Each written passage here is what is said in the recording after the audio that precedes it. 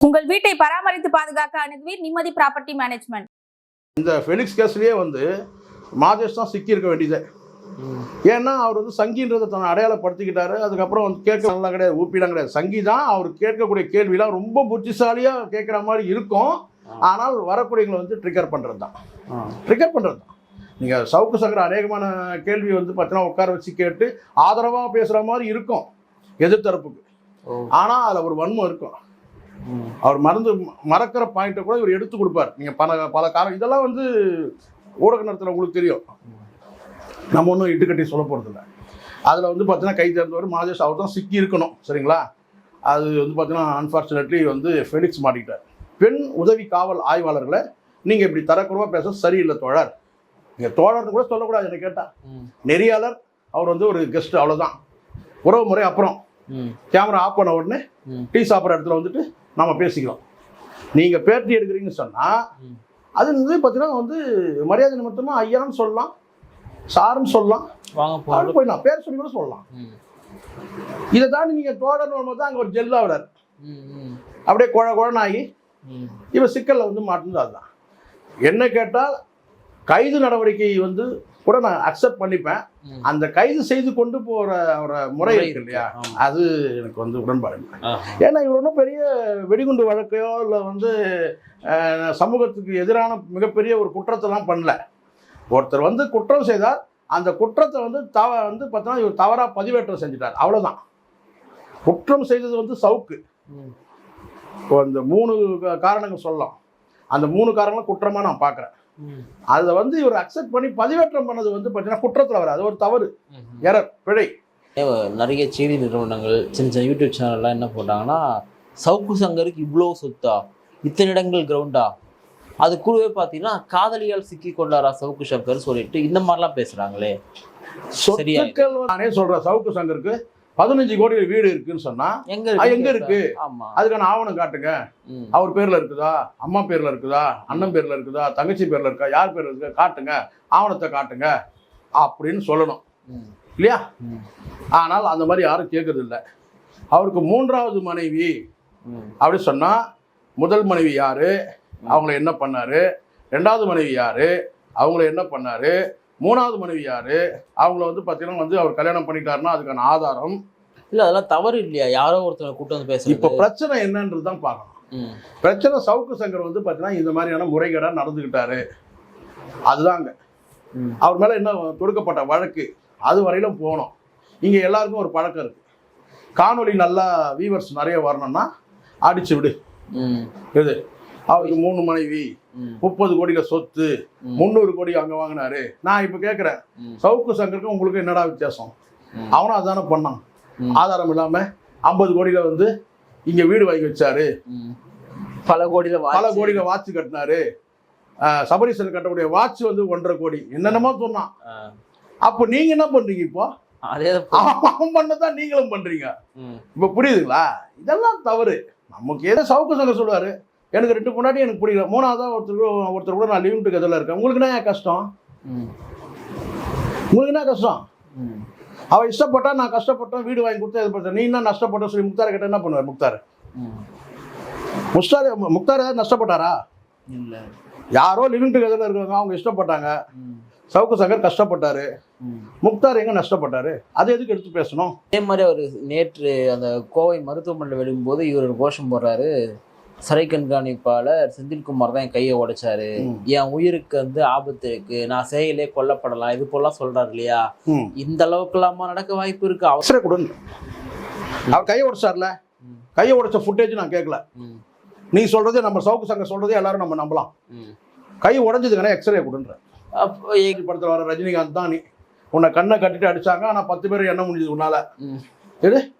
10 பேர் அடிச்சாங்க கண்ணை கட்டிட்டு. அவங்க வழக்கறிஞர் சொல்றாரு, கண்ணை கட்டிட்டு 10 பேர் அடிச்சிருக்கிறாங்க. அது எப்படி கண்ணை கட்டிட்டு என்னாருன்னு எனக்கு தெரியல. சார் ரைட், ஓகே, சரிண்ணா, அப்படி கூட வச்சுக்கலாம். செந்தில்குமார் ஆச்சார் அதே கூட எக்ஸ்ரே கொடுன்னு கேட்குறேன். ஏன்னா காதல கடுக்கு நான் போட்டுக்கிறாங்க. இந்த கிராமத்துல ஏதோ மஞ்சள் பை தூக்கி வந்திருக்கிறோம், நீ சொல்றதெல்லாம் நம்பறதுக்கு. நீ ஏன் பயப்படுற? ஏன்டா பயப்படுற? நீ போராடி இல்ல, மாவீரன்ல. சாதாரண ஆளுங்க பயப்படுற மாதிரி நான் கொல்லப்படுவேன், சரி எல்லாம் சொன்னல, எனக்கு வந்து கோவை சிறையிலே சமாதி கட்டுவேன் என்று சொன்னார்ல, அதுக்கப்புறம் சிரிக்கிற பார்த்தோமே, ஊரே பார்த்தது. குஷ்பு எப்படி பேட்டி கொடுத்துட்டு வந்து ஒரு ஓரமா வந்து சிரிச்சது பாருங்க. அதுக்கும் இதுக்கும் ரொம்ப வித்தியாசம் இல்லை பிரதாப், நீங்க பார்த்துருப்பீங்க. அது நம்ம ஆளுங்க க்ளோஸ்ல பண்ணி காட்டுறோம். வாய்ஸ் ஆஃப் தமிழ்நாடு பார்வையாளர்களுக்கு வணக்கம். இன்றைய சிறப்பு நேர்காணலில் நம்முடன் இணைந்திருப்பவர் அரசியல் விமர்சகரும் பத்திரிகையாளருமான திரு சேகுவர ஜெயசேகர் அவர்கள். வணக்கம். வணக்கம் பிரதாப்.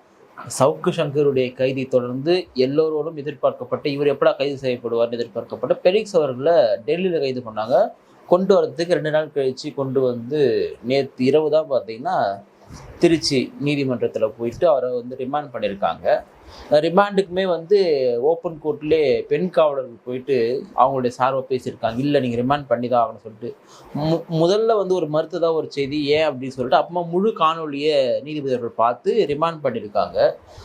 ஃபெலிக்ஸுடைய ரிமாண்ட் வந்து பத்திரிக்கையாளர்கள் எல்லாருக்கும் இதே நிலைமை தான் சொல்லிட்டு ஃபெலிக்ஸ் ஒரு கோஷம் போட்டு போனார் சவுக்கு போலே.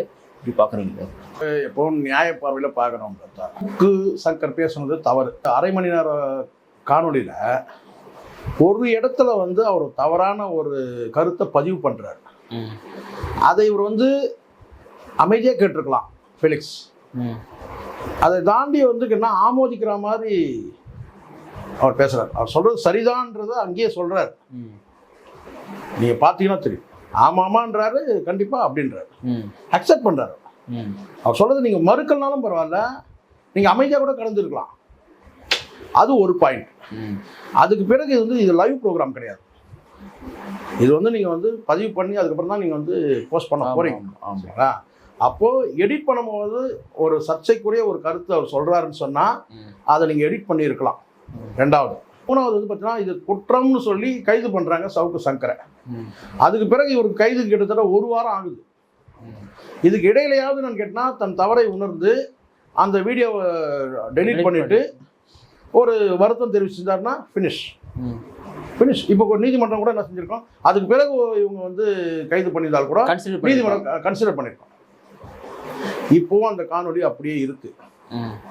எப்படி பிரதாப் வந்து இதை வந்து ஒரு நியாய பார்வையில் வந்து அவர் கைது செய்தது தவறு எப்படி சொல்ல முடியும்? இப்போ நிறைய பேட்டியில் பார்த்தீங்கன்னா, இல்லை நான் சொல்கிறேன், நிறைய பேட்டியில் வந்து நெறியாளர்களே பார்த்தீங்கன்னா வரக்கூடிய கெஸ்ட்டை வந்து ஒரு மாதிரி டெம்பர் மாதிரி இது காலங்காலமாக எல்லாருமே பண்ணிட்டு வராங்க. இன்னைக்கு கொடி கட்டி பறக்கக்கூடிய உச்ச நட்சத்திரத்தில் வந்து இருக்கக்கூடிய நெறியாளர்கள் கூட பார்த்தீங்கன்னா அவங்கள கோவப்படுத்தி டெம்பாக்கி அந்த வார்த்தையை வர வைக்கிறது நிகழ்வு. எனக்கு தெரிஞ்சு பிரதாப், நான் நீண்ட கால பார்வை எனக்கு இருக்கு. நீங்கள் ரவி பெர்னார்டோட பேட்டியெல்லாம் நீங்கள் பார்த்துக்கோ, நேர்காணல் நீங்கள் அவர் பண்ணுறதை நீங்கள் பார்த்துருப்பீங்கன்னு நினைக்கிறேன். மேபி 1-2 தான் பார்க்கலாம் நீங்கள் பார்த்து. அதுக்கு பிறகு ஒரு நேர்காணலில் சிறந்து தமிழ் இதில் மீடியாவில் வந்து நேர்காணல் பண்ணக்கூடியதில் வந்து பார்த்தீங்கன்னா வீரபாண்டியன் பண்ணி பார்த்துருப்பீங்க. வீரபாண்டியன் சொல்லிட்டு சன் டிவியில் நேருக்கு நேர் நிகழ்ச்சி நடத்தார். வீரபாண்டியன் இப்போ அவர் இல்லை, அவர் ஒதுங்கி இருக்கிறார் பார்வையில்.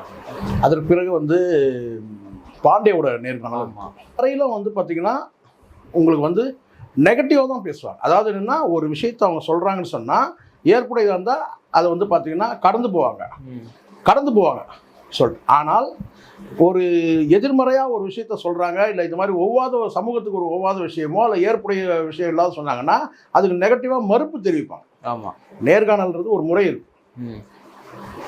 அப்போது ஒரு நெறியாளர்னாலே வந்து பார்த்தீங்கன்னா ஒரு நெறி வேணும்ல, அவங்க வந்து பார்த்தீங்கன்னா வந்து பேசிக் ஒரு எத்திக்ஸ் வேணும்ல. அப்போ வந்து என்னன்னா இதெல்லாம் பார்க்கும்போது நீங்கள் ரவி பெர்னார்டு, வீரபாண்டியன் இவங்களுக்குலாம் ஒரு மாதிரி இருக்கும்.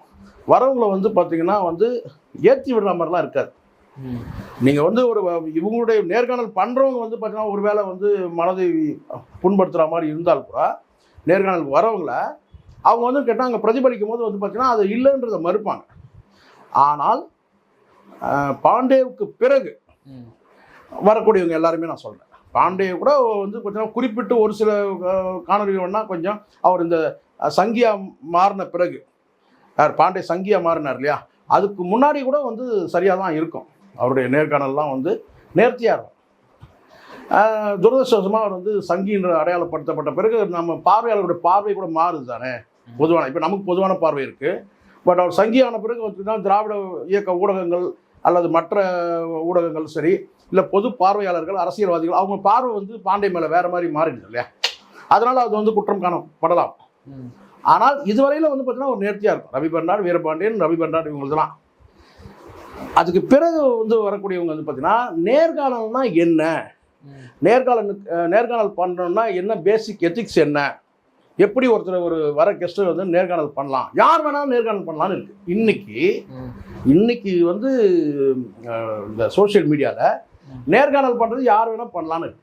பண்ணணும், அப்படி இருக்கக்கூடாது இல்லை. அப்படி ஏன்னா ஒரு பேசிக் எத்திக்ஸ் தெரிஞ்சிடணும்ல. ஒருத்தர் வராருன்னா, நேர்காணல் வராருன்னா அடிப்படையாக அவர்கிட்ட என்னெல்லாம் கேள்வி கேட்கலாம்னு ஒன்று வந்து ஒரு ப்ரிப்பரேஷன் ஒன்று இருக்கணும்ல. ஸோ ப்ரிப்பேர் ஆகாமையே வர வச்சுட்டு என்ன செஞ்சுட்டுனா 2-3 கேள்வி கேட்டு அப்படியே அகைன்ஸ்டாகவே கேட்டுட்டு போகிறது, அந்த மாதிரியான ஒரு தாட்ஸ் வந்து இப்போ வந்து சோஷியல் மீடியாவில் வந்துடுச்சு. அப்படி பார்க்கும்போது பார்த்தீங்கன்னா பலரும் இதில் குறிப்பிட்டு எல்லாருமே வான்னு கேட்டால் ஒரு குறிப்பிட்ட ஒரு சிலர் வந்து பார்த்தீங்கன்னா வன்மத்தோடு வந்து இவர் வராரா, இந்த கெஸ்ட்டை இவருக்கு எதிராக கேட்க வைக்கணும் அப்படின்னு சொல்லி ஒரு கங்கணம் கட்டி செயல்படுறாங்க. ஆமாம். இப்போ முக்தார் எடுத்துக்கிட்டிங்கன்னா, முக்தார் எடுத்து வந்து பார்த்தீங்கன்னா நான் ஏற்கனவே சொல்லியிருக்கேன், ரவி பெர்னாட் வந்து பார்த்தீங்கன்னா உங்களுக்கு வந்து ஊசி ஏற்றுற மாதிரி இருக்கும். வர கெஸ்ட்டுங்களை வந்து ரொம்ப நாசூக்காக கேள்வி கேட்பார். அவங்களோட மனம் காயமும் படாது, அதே சமயத்தில் இதுக்கு பதில் சொல்லணுன்ற மாதிரி இருக்கும். ரவி பெர்னாட் அது மாதிரினா பாண்டே வந்து பார்த்திங்கன்னா உங்களுக்கு வந்து அவருடைய கேள்விகள் எல்லாம் வந்து பார்த்திங்கன்னா வாழைப்பழத்தில் கடபாரை குத்துற மாதிரி இருக்கும். இப்படி வந்துடுங்க சரிங்களா. முக்தார்கிட்ட கோடாலி வச்சு வாழைப்பழத்தை புழகிற மாதிரி இருக்கும். கோடாலிக்கு வந்து வாழைப்பழம் தாங்கும், அந்த மாதிரி இருக்கும்.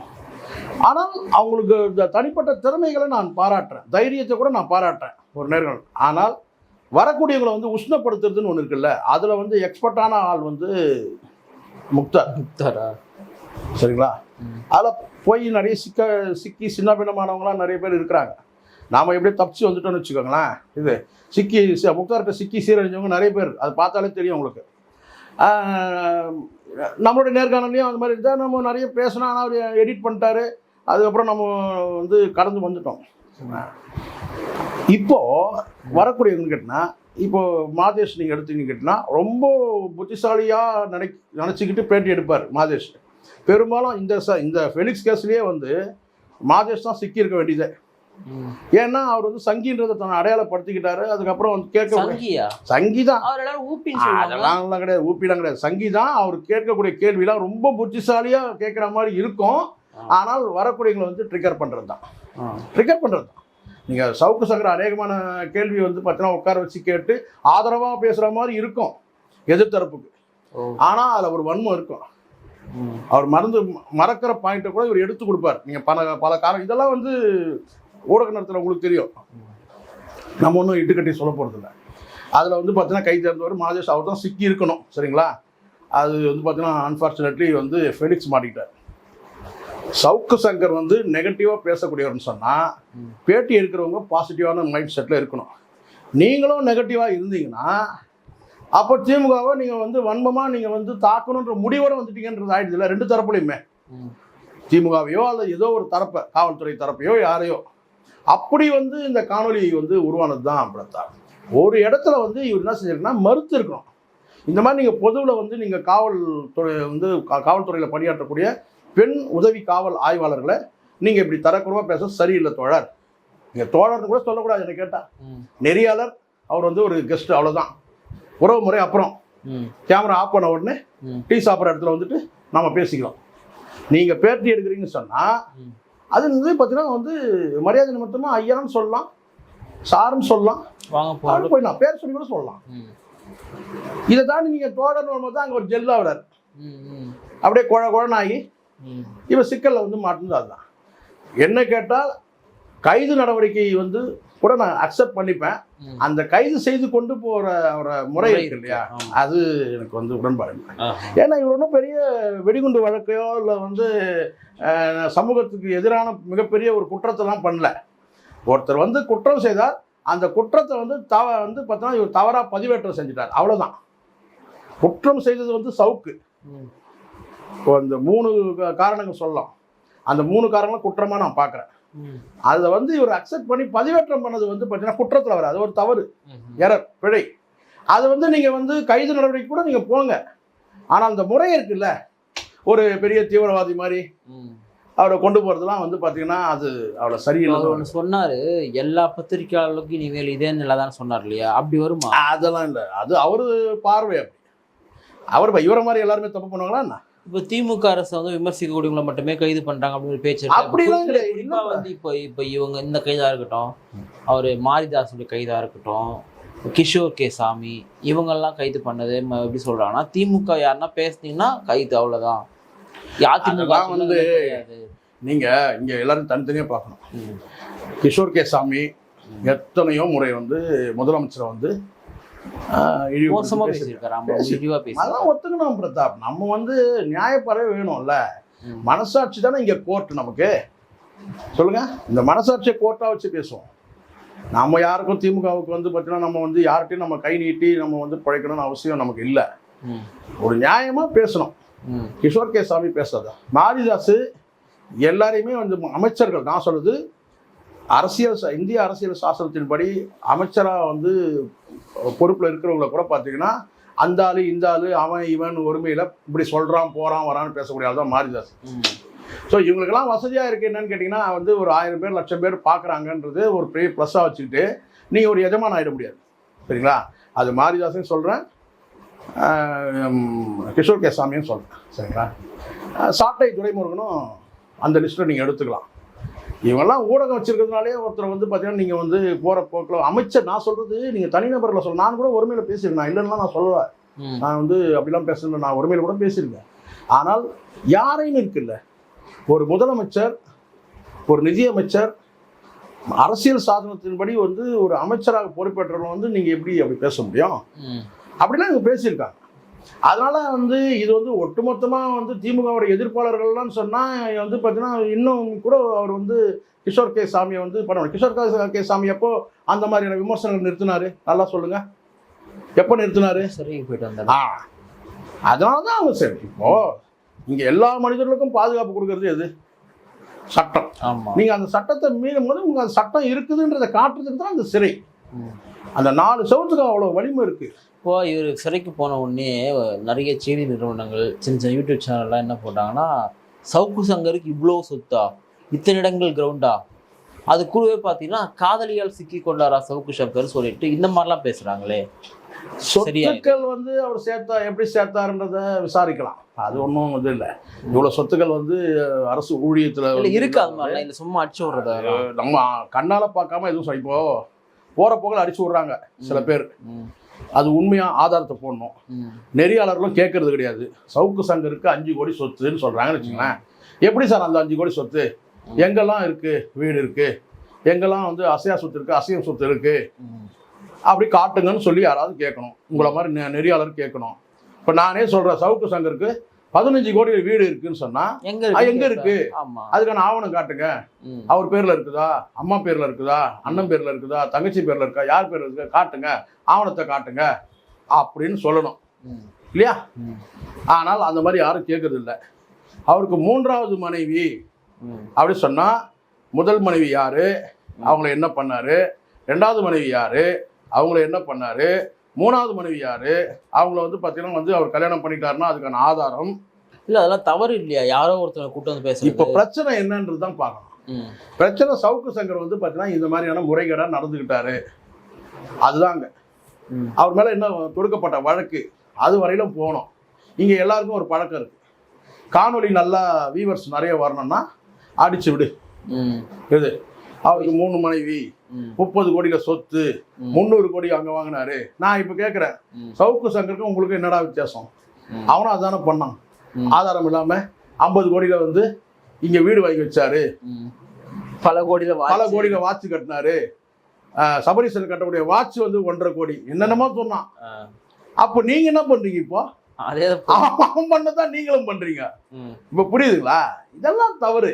நமக்கு எதுக்குங்க? நான் என்ன சொல்றேன்னா, இங்கே வந்து நான் ஏற்கனவே பல காணொலி சொல்கிறேன், இங்கே எல்லாரும் வந்து பார்த்தீங்கன்னா ஏதோ ஒரு பலவீனத்தில் தான் சிக்கிட்டு இருக்கிறான். இல்லை, நான் என்ன சொல்கிறேன்னா, இப்போ அவருக்கு ஏதோ ஒரு யாரு கூட தொடர்பு அதையெல்லாம் ஏன் அதுதான் நான் கேட்குறேன். இப்போ இவரால் பார்த்தீங்கன்னா அவங்களும் அதுதான் நான் சொல்கிறேன். ஒரு இப்போ சவுக்கு சங்கர் என்ன பண்ணாரு, பெண் உதவி காவல் ஆய்வாளர்களை ஒரு உயர் அதிகாரியோட இணைச்சி பேசுகிறார். அவர் கூட அந்த உயர் அதிகாரியோட கூட இருக்கிற அத்தனை சபார்டினேட்ஸும் தலை குனிஞ்சு நிற்கிறோம் பெண்கள். இல்லை அந்த உயர் அதிகாரியோட வீட்டில் வந்து பார்த்தீங்கன்னா மன உளைச்சல் ஏற்படுத்தலாம். ஆமாம், சொந்த பந்தங்களுக்கு மன உளைச்சல், அண்ணன் தம்பி அக்கா தங்கை மனைவி பிள்ளைகள் எல்லாருக்கும். அப்போது ஒருத்தருடைய தனிப்பட்ட வாழ்க்கையை நீங்கள் போகிற போக்கில் நீங்கள் அடித்து விட்றீங்கல்ல, உங்களுக்கு ஏற்படும் போது அது வழி தெரியும். நீங்கள் சவுக்கு சங்கருக்கு இப்போ வலிக்கும்ன்றதுக்காக நீங்கள் இதெல்லாம் பேசுறீங்கன்னு வச்சுங்களேன், சவுக்கு சங்கரை சார்ந்தவங்களுக்கும் அது வந்து பார்த்தீங்கன்னா அது அவமானம் தானே. அது அக்காவாக இருக்கட்டும், அண்ணனாக இருக்கட்டும், தம்பியாக இருக்கட்டும், இல்லை வந்து பார்த்தீங்கன்னா அவரோட சேர்ந்து வாழக்கூடிய பெண்ணாக கூட இருக்கட்டும், அது அவங்களோட தனிப்பட்டது தானே சார். சார் இங்கே எல்லாருக்கும் லிவிங் டுகெதரில் தனிப்பட்ட கருத்து இருக்குல்ல. இங்கே லிவிங் டுகெதரில் எனக்கு வந்து லிவிங் டுகெதரில் எனக்கு உடன்பாடு இல்லை. ஆனால் இன்னொருத்தர் உடன்பாடு இருக்கிறது நான் எப்படி தப்புன்னு சொல்ல முடியும்? எனக்கு உடன்பாடு இல்லை, நான் யார் கூட லிவிங் டுகெதர் இல்லை, ஒரே பொண்ணாடி கூட வாழ்ந்துருக்கிறேன். நீங்கள் எனக்கு இழிச்சாவையை நினச்சிங்க, எனக்கு அதெல்லாம் சந்தோஷம் இருக்குது. அதே சவுக்கு சங்கர் சொல்லுவார், எனக்கு 2 பொண்டாட்டி எனக்கு பிடிக்கல, 3ஆவதாக ஒருத்தர் கூட நான் லிவிங் டுகெதரில் இருக்கேன். உங்களுக்கு என்ன கஷ்டம்? உங்களுக்கு என்ன கஷ்டம்? அவள் இஷ்டப்பட்டா, நான் கஷ்டப்பட்டோம், வீடு வாங்கி கொடுத்தா எதிர்பார்த்தேன், நீ என்ன நஷ்டப்பட்ட சொல்லி முக்தாரை கேட்டால் என்ன பண்ணுவார்? முக்தார்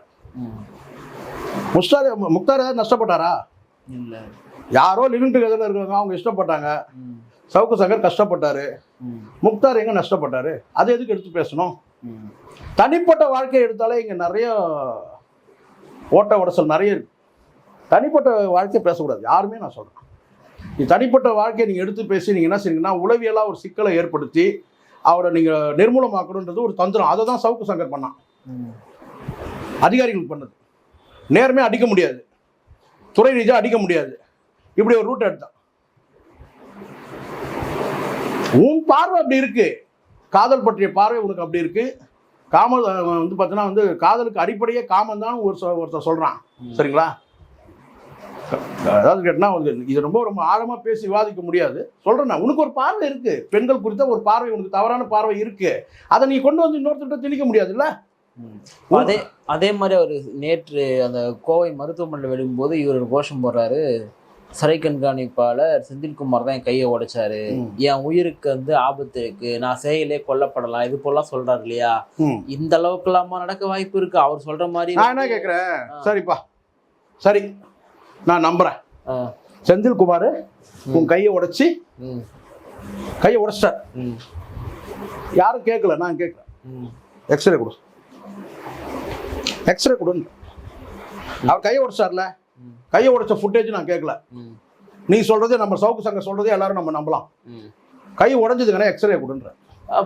ஃப்ராக்சர் இல்லாம கட்டு போட்டுருப்பாங்க சார். அந்த ஃப்ராக்சர் வந்து அவர் கை உடைச்சதுனால ஆச்சா? அந்த ஏற்கனவே வந்து பார்த்தீங்கன்னா ஒரு வந்து உடைஞ்ச கை வந்து இடத்துல வந்து ஸ்க்ரூ நட்டு ஏதாவது நழுவிடுச்சா? அதெல்லாம் தெரிஞ்சுக்கலாம்ல. ஏற்கனவே அந்த ஒரு விபத்து ஏற்பட்டுச்சுல, அந்த விபத்துல இதுக்கு முன்னாடியே அவருக்கு வந்து இந்த விபத்து ஏற்படுறதுக்கு முன்னாடியே வந்து அவருக்கு ஆப்ரேஷன் பண்ணி ஸ்க்ரூலாம் போட்டிருக்காங்களாம் அப்படின்னு சொல்றாங்க. அவங்க அட்வொகேட் சொல்றாரு.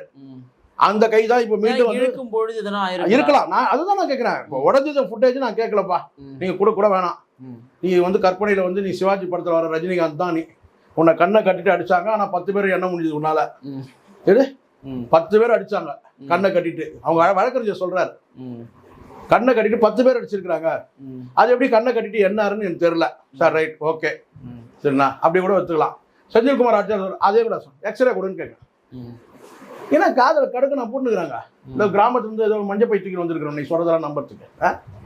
ஆனா ஃபெலிக்ஸ் அவர்கள் சொன்னாரு, ஃபெலிக்ஸ் தரப்பு வழக்கறிஞர் நேற்று சொல்றாரு, ஃபெலிக்ஸ் அவர்கள் வந்து ரொம்ப கண்ணியமா தான் நடத்தினாங்க, எந்த விதமான இதெல்லாம் கைது பண்ணி கூட்டு வந்தாங்க, அடிக்கிறதோ துன்புறுதலோ காவல்துறை செய்யலாம் ஃபெலிக்ஸ் தரப்பு வழக்கறிஞர் சொன்னாரு. இதுதான் உண்மை.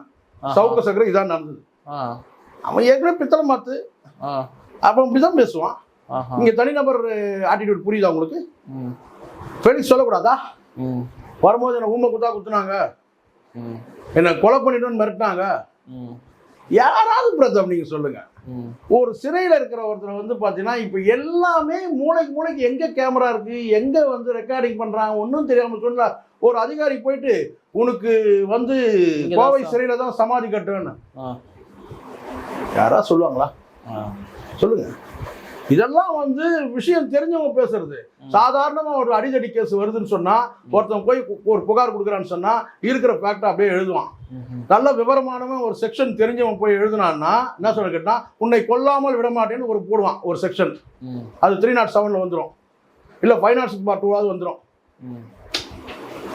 அதாவது உன்னை கொல்லாமல் விட மாட்டேன்னு சொல்லிட்டு என்னை ஓங்கி என்னை வந்து கன்னத்தில் ஓங்கி அடித்தார், இல்லை வலது கையால் இருந்து வலது கையால் அது கூட இரும்பு ஆறால் என்னை தாக்கினார்னா 307. இல்லை கொல்லாமல் விடணும்னு சொல்லிட்டு விரல மட்டும் நீட்டினாலே வந்து பார்த்தீங்கன்னா 506/2 விவரம் தெரியுதுங்களா? இப்போ இவர் சொல்றது என்னன்னு கேட்டா, உனக்கு சமாதி கட்டுவே சொல்றாரு, செக்ஷன் மேட் அவுட் பண்றாராம் யாரு, சவுக்கு. நீ பண்ணீங்கன்னா காக்கி சட்டை போட்டு ஃபுல்லா சுத்துறாங்க, அவங்களுக்கு எவ்வளவு செக்ஷன் தெரியும். நான் யாருக்கும் சப்போர்ட்டா பேசல. இதெல்லாம் எதுக்குன்னா, இப்படி யாராவது மிரட்டுவாங்களா? சரி, இப்படி மிரட்டுவாங்க. உனக்கு பார்த்தீங்கன்னா காவல்துறையா ஒரு லாபி இருக்கு. யாராவது ஒருத்தர் ரெக்கார்ட் பண்ணாங்கன்னா என்ன ஆகும்? அந்த செந்தில்குமாருக்கு தெரியாதா? நீ சொல்லக்கூடிய அதிகாரிக்கு தெரியாதா? ஒருத்தருக்கும் ஆகாதுங்க. யாரோ ஒருத்தர் ரெக்கார்ட் பண்ணிட்டாங்கப்பா, நீ சொல்ற மாதிரி ஒருத்தர் சொல்றாருன்னு வச்சுக்கலாம். நீ உனக்கு இப்ப விருப்பம் என்னன்னு கேட்டீங்கன்னா, அந்த கோவை சிறை எனக்கு வேணாம், குறைஞ்சபட்சம் என்ன சென்னையிலாவது மாத்துங்க, அங்கதான் என்னுடைய லாபிஸ்ட்லாம் இருக்கிறாங்க. ஒரு சிறைனா இங்க ஒரு கிட்டத்தட்ட ஒரு 300 கிலோமீட்டர் டிஃபரன்ஸ்ல நீ இருக்கிறன்னா அது ஒரு வகையான இது. மதுரையில் வச்சா வேற சிக்கல் இருக்கலாம், அதெல்லாம் கோயம்புத்தூர்ல வைக்கிறாங்க. ஏன்னா உனக்கு லாபிகள் அதிகன்றது, காவல்துறை இருக்கின்ற லாபிஸ் அதிகன்றதுனால உனக்கு ஆன்டியான ஆள் எங்க இருந்தானா அவன் நேர்மையா இருப்பான்றது ஒரு கணிப்பு தானே. உனக்கு ஆன்டியான ஆள் இருந்தாருன்னா அவர் வந்து உன்னை வந்து கரெக்ட் சரியான முறை நேர்மையா உன்னை கண்காணிப்பில் வச்சு பாருன்றது தானே. நீங்க திருப்பக்கூடாது இல்லை. வேற சிறையில் வச்சா உன்னுடைய ஆட்கள் யாராவது இருப்பாங்க, காவல்துறையில் ஏற்கனவே பணியாற்றுறதுனால இப்பவும் உன்னுடைய லாபிகள்லாம் இருக்கிறாங்கல்ல, அதனால காவல்துறை முடிவு பண்ணுது உன்னை எங்க வைக்கணும்ட்டு. நீனா ஹோட்டல்ல தங்கி இருக்கிற உன் இஷ்டத்துக்கு என்ன இந்த சிறையில வை, அந்த சிறையில வை, இங்க கொள்ளுவாங்கன்னு. இப்ப என்ன சொல்ல வர, அந்த சிறையில வேணாம், என்ன அப்படி இப்படி போனா கூட நிமிந்து பாக்குறாங்க, குனிஞ்சா கூட பாக்குறாங்க, நிமிந்தா கூட என்ன பாக்குறாங்க, ஃபுல் கண்காணிப்புல வைக்கிறாங்கன்றது தான் அங்க. இதெல்லாம் ஒரு தந்திரம் பிரதா. அங்க ஒரு அதிகாரி வந்து சவுக்கு சங்கருக்கு எதிரான ஒரு அதிகாரி இருக்கிறாருன்னா உன்னை முழு நேரம் வந்து கண்காணிப்புல வச்சிருப்பாரு. கவனக்குறைவு கொஞ்சமும் இருக்காது, எந்த மூலையில இருந்து உனக்கு எந்த உதவியும் வராது. அதே நீ வேற சிறையில வச்சாங்கன்னா அங்க உனக்கு ஒரு லாபி யாராவது இருக்கலாம், எந்த அதிகாரி மூலமாவது உனக்கு வந்து வரலாம். ஏன்னா நீ கீழ்நிலை அதிகாரிகள் உட்பட சில அதிகாரிகளோட ஆதரவா பேசியிருக்கிற, எதிராகவும் பேசியிருக்கிற. காவல்துறைக்குள்ள நீ வந்து நிறைய பஞ்சாயத்தில் ஈடுபட்டு இருக்கிறன்றது நீ கொடுக்குற பேட்டியிலே தெரிஞ்சிடும். நீ முக்கால்வாசி எதிர்த்ததே காவல்துறை தான், ஆதரிச்சதும் காவல்துறை தான். அப்படி இருக்கும்போது அவங்க முடிவு பண்றாங்க எந்த சிறையில வைக்கணும்னு சொல்ல. அதனால அந்த சிறையில வச்சு என்ன கொண்டுடுவாங்க. நீ தான் போராடியாச்சு, நீ ஏன் பயப்படுற? ஏன்டா பயப்படுற? நீ போராடி இல்ல, மாவீரன்ல. சாதாரண ஆளுங்க பயப்படுற மாதிரி நான் கொல்லப்படுவேன், சரி எல்லாம் சொன்னல, எனக்கு வந்து கோவை சிறையில சமாதி கட்டுவேன் என்று சொன்னார்ல, அதுக்கப்புறம் சிரிக்கிற. பார்த்தோமே, ஊரே பார்த்தது. குஷ்பு எப்படி பேட்டி கொடுத்துட்டு வந்து ஒரு ஓரமா வந்து சிரிச்சது பாருங்க. அதுக்கு இதுக்கு ரொம்ப வித்தியாசம் இல்லை பிரதாப், நீ பார்த்துருப்பீங்க. நீங்க அது நம்ம ஆளுங்க க்ளோஸ்ல பண்ணி காட்டுறான், நீ என்ன ஸ்டார்ட் பண்றது, நீ என்ன வந்து எப்படி நீ அந்த வார்த்தையை சொல்லிட்டு உண்மையிலேயே கொல்லப்படுவேன்னு சொன்னா மரண பீதி உன் முகத்துல இருக்கணும், அந்த வருத்தம் இருக்கணும், பயம் இருக்கணும். கேஷுவலாக வந்து நீ குரல் கொடுத்துட்டு பக்கத்தில் இருக்க அதிகாரியை பார்த்து நீ சிரிக்கிற. நான் பார்க்கல, ஊரே பார்த்தது, உலகமே பார்த்தது. உன் பித்தளை மாத்து, உன் ஃப்ராடு, நீ எப்படிப்பட்ட 420ன்றது கிளியராக தெரிஞ்சிச்சு. இப்போ புரியுதுங்களா? உங்கள் லாங்குவேஜ்லாம் சொன்னால் இறைவன் மிகப்பெரியவன், எல்லாத்தையும் வெளிச்சம் போட்டு காட்டுறானா. என் லாங்குவேஜ் சொன்னால் இயற்கை, நான் வந்து சாமியை கும்பிட்றது கிடையாது, இயற்கை தான் வலிமையானது. இதை தான் நான் எல்லா இடத்தையும் சொல்கிறேன்னே. நீங்கள் போகிற போக்கில் அவ்வளோ ஈஸியாக எல்லாத்தையும் ஏமாற்ற முடியாது. நீங்கள் எதை வேணாலும் ஏமாற்றலாம், சட்டத்தையும் நீதியை ஏமாற்றணும்னு சொன்னால் நம்மளை வழி நடத்துறது. இன்னும் சொல்லப்போனால் இங்கே திருக்குறளோ பைபிளோ குர்ஆனோ வந்து விட, இந்த மூன்றையும் விட இந்திய அரசியல் சாசனம் வந்து பார்த்தீங்கன்னா புனிதமானது, தெய்வீகமானது. அது அதனுடைய வேலையை கரெக்டாக செய்யுது, இப்போ செய்துட்டு. அதெல்லாம் ஈஸியாக நீங்கள் இந்திய அரசியல் சாசனத்தை ஏமாற்றிலாம் போக முடியும். மாட்டினா இல்லை, யாரோ எதிர்பார்த்தாங்க, நீங்கள் எதிர்பார்த்தீங்க, நான் எதிர்பார்த்தேன்னா. நீயே ஒரு குரல் கொடுத்த, நீயே வீடியோவில் சிரிக்கிற அது வீடியோவை படமாக வந்து நீ எத்தனை படம் காமிச்சிருப்பேன் எங்களுக்கு. நாங்கள் ஒரு படம் பார்த்தோம், அந்த படம் நீ பார்த்துருக்க வாய்ப்பு இல்லை, நாங்கள் பார்த்துட்டோம். நீ எப்படிப்பட்ட ஆளுன்றது உலகமே பார்த்தது. பங்கேற்று பல்வேறு கருத்துக்களை பகிர்ந்தமைக்காக நன்றி. நன்றி பிரதா.